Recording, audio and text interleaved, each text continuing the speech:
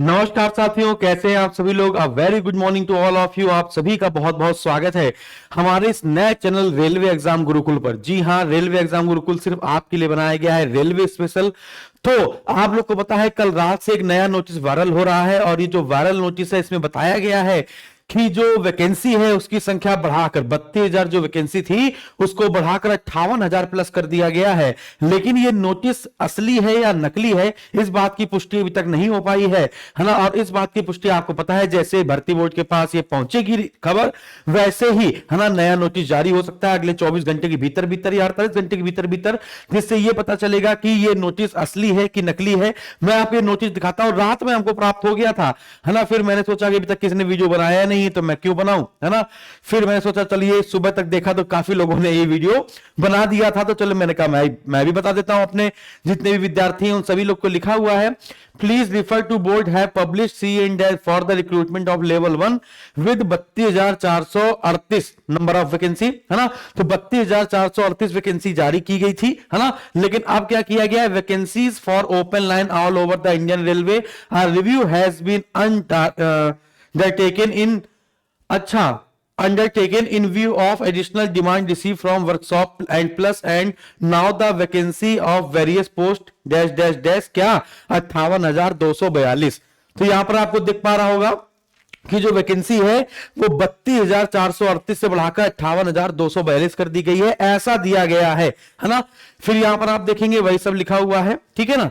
फिर इसके बाद यानी कि रिवाइज वैकेंसी इंक्लूडिंग 25,804, बात समझ में आ रही है। तो 25,804 जो है वो इसमें जुड़ गई हैं। 25,000 जो 804 हैं वो क्या हो गई भैया, वो इसमें जुड़ गई हैं और इस हिसाब से ये हो गई है आपकी कितनी 58,242। अगर से एक बार जोड़ कर देख लेते हैं क्या ये जोड़ सही है कि नहीं है।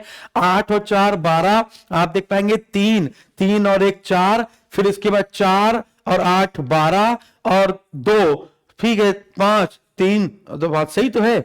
यानी कि यार अब देखो ये ऐसा नोटिस बनाया गया है कि इसमें कहीं कुछ गलती पकड़ में आ नहीं रही है। गलती अगर पकड़ में आ रही है तो थोड़ी बहुत ये वाली पकड़ में आ रही है, डेट वाली, है ना, कि ये बनाया गया है कि नहीं बनाया गया है। कहीं पे 3 जनवरी लिखा था, कहां गया, एक सेकेंड बच्चों, हाँ ये एक सेकेंड, तो ये 3 जनवरी, तो ये 3 जनवरी आप जो लिखा हुआ है आप ये देखिए, और यहां पर ये जो 3 जनवरी लिखा हुआ है जो 2 जनवरी को ये जो जारी की गई थी इसको देखिए, तो ज्यादा अंतर, फॉन्ट वॉन्ट का भी अंतर ज्यादा दिखाई नहीं पड़ रहा है, आप देख पाएंगे, है ना।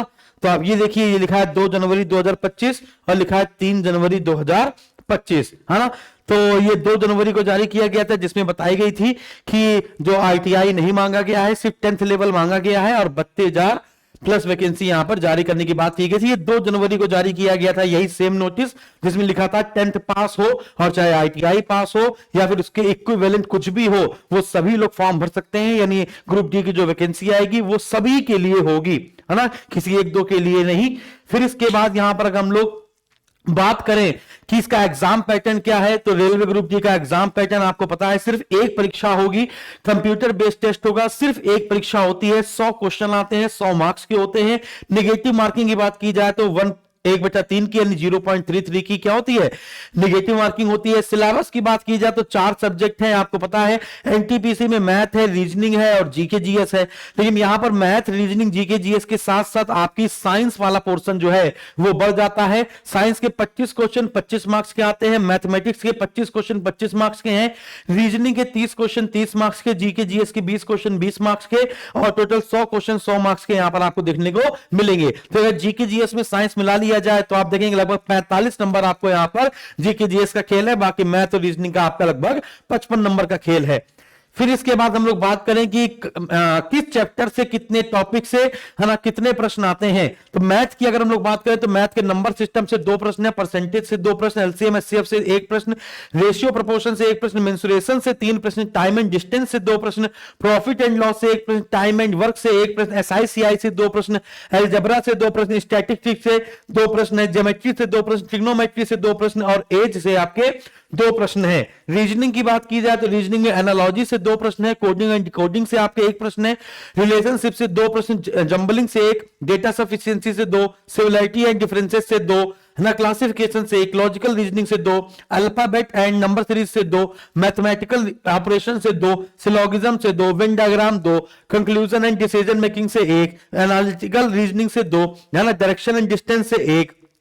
साइंस की बात करें तो फिजिक्स के लगभग 7 से 8 प्रश्न, केमिस्ट्री के कम से कम 9 से 10 प्रश्न, बायोलॉजी के 6 से 7 प्रश्न आपसे पूछे जाते हैं। फिर जीके जीएस की बात की जाए तो इकोनॉमिक्स से आपके 3 प्रश्न है, स्टैटिक जीके सबसे ज्यादा आती है, लगभग 8 प्रश्न देखने को मिलेंगे, करंट अफेयर के आपके 5 प्रश्न देखने को मिलेंगे, ज्योग्राफी के 3 प्रश्न, हिस्ट्री के 4 प्रश्न, पॉलिटी से आपके 2 प्रश्न। रेलवे ग्रुप डी का नया बैच स्टार्ट हो रहा है 8 जनवरी से। जी हां, 8 जनवरी से हमारा हम सफर बैच स्टार्ट हो रहा है। जितने भी विद्यार्थी, अभी मैंने कोई ऑफिशियली अनाउंस नहीं किया है, 1-2 दिन में मैं आज या कल में आपका ऑफिशियली अनाउंस कर दूंगा। अभी इसकी फीस बिल्कुल ना के बराबर रखी गई है, जैसे एनटीपीसी की बैच की फीस रखी गई थी बिल्कुल ना के बराबर, उतनी फीस रखी गई, मात्र 499 रुपए।